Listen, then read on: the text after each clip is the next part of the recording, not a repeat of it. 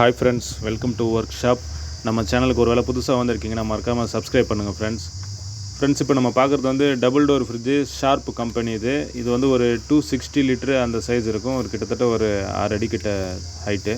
இது ப்ராப்ளம் என்னென்னா, கீழே உள்ள நம்ம ரெஃப்ரிஜிரேட்டர் டோர் வந்து க்ளோஸ் ஆகலை. இதுக்கு என்ன காரணமாக இருக்கும் அப்படின்னு நம்ம நினச்சோம் அப்படின்னா, நம்ம மாமூலாக யூஸ் பண்ணுறப்போ உள்ளே வந்து இந்த வெஜிடபிள் பாக்ஸ் மேலேயோ இல்லைன்னா இந்த ட்ரேக்கு நடுவில் பாட்டில் ட்ரேக்கு முன்னாடி ஏதாவது வந்து பெரிய பொருள் ஏதாவது வச்சு நமக்கு என்ன ஆகும்னா, டோர் க்ளோஸ் பண்ணுறப்போ அந்த ப்ராப்பராக வந்து க்ளோஸ் ஆகாமல் கொஞ்சம் கேப்பு வரும். அது ஒரு நாள் 2 நாள் நம்ம அப்படியே விட்டுட்டோம் அப்படின்னா, அது என்ன ஆகும் அப்படின்னா, ஓவராக ஹார்டாகி போய் அது வந்து கேப் வந்துடும். டோரு லப்பர் வந்து அதுக்கேற்ற மாதிரி வந்து மாறிடும். அது 2 நாள் வந்து கொஞ்சம் கஷ்டமாக பிடிக்கிற மாதிரி இருக்கும். 3ஆவது நாள் வந்து வாய் திறந்து அப்படியே கேப் வந்துடும். ஸோ இதுக்கு நம்ம என்ன பண்ணலாம் அப்படின்னா, இது எதனால் வந்ததுன்னு நமக்கு தெரிஞ்சிச்சு. இதுக்கு மேலே வரக்கூடாது அப்படின்னா, நம்ம வந்து டோர் வந்து ப்ராப்பராக வந்து நமக்கு என்ன பொருள் எவ்வளோ லென்த்தில் வைக்கணுமோ அது மட்டும் வச்சோம் அப்படின்னா, டோர் வந்து ஃப்ரீயாக க்ளோஸ் ஆகுதான்றது வந்து நம்ம ஒரு வாட்டி நம்ம டோர் திறந்து மூடுறப்போ நம்ம வந்து நோட் பண்ணிக்கணும். கஷ்டமாக மூடுது, நம்ம அழுத்தி மூடிட்டு வரோம் அப்படின்னா, கண்டிப்பாக வந்து எங்கேயோ வந்து இதுக்கு தட்டுதுன்னு அர்த்தம் உள்ள அந்த டோரில். அந்த மாதிரி இருக்கிறப்போ நம்ம அதெல்லாம் எடுத்துகிட்டு வந்து யூஸ் பண்ணிக்கணும். நீட்டாக வந்து ப்ராப்பராக லாக் ஆனால் மட்டும்தான் வந்து டோர் வந்து ஹெல்த்தியாக வந்து நல்லா டைட்டாக லாக் ஆகும்.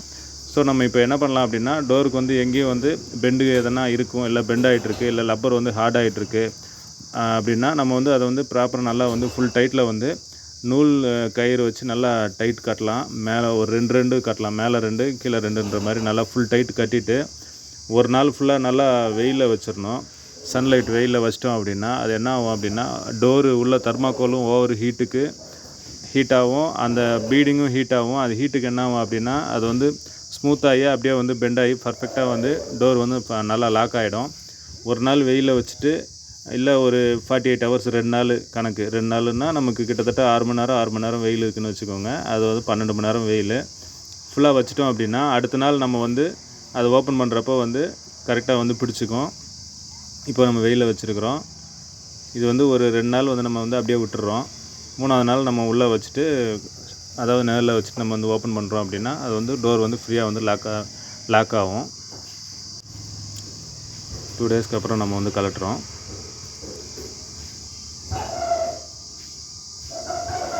ஒரு வேளை மழை பெய்கிற மாதிரி இருக்குது அப்படின்னா கொஞ்சம் எடுத்து உள்ளே வச்சிடலாம். ஒரு வேளை போர்டு எதனா இருந்ததுன்னா மழையில் நனைஞ்சு நமக்கு வந்து சர்க்யூட் எதனா போர்டு போயிடும். இப்போ நல்லா ஃப்ரீயாக லாக் ஆகுது. கிட்டத்தட்ட 95% பர்ஃபெக்ட் ஆகிடுச்சு. நம்ம டோர் அப்படி ஸ்பீடாக தள்ளுறப்போ ஃப்ரீயாக வந்து லாக் ஆகுது. மேலேருந்து கீழே வரைக்கும் பர்ஃபெக்டாக லாக் ஆகிருக்கு.